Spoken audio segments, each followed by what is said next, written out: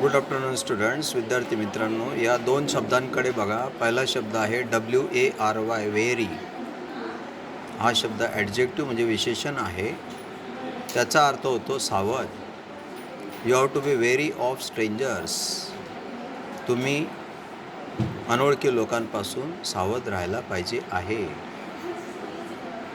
WARY चा अर्थ कळला का?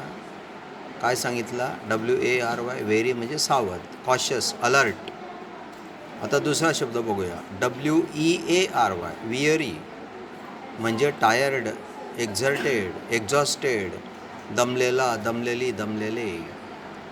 तुम्ही असे म्हणू शकता, I am very of studying for long time. बराच वेळ अभ्यास केल्यानंतर मी थकलेलो आहे किंवा दमलेलो आहे.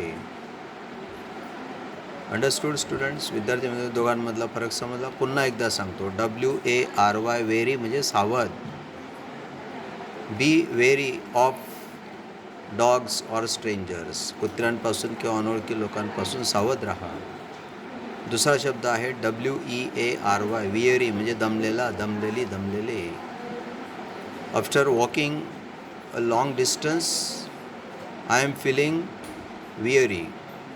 बरेच लांब अंतर चालून गेल्यानंतर मला थकल्यासारखे वाटते. समजला फरक? जर तुम्हाला ही माहिती आवडली असेल विद्यार्थी मित्रांनो, if you like this information of these words, deceptive words, then please like, comment, subscribe and share this information amongst your friends. Thank you. See you. Bye bye.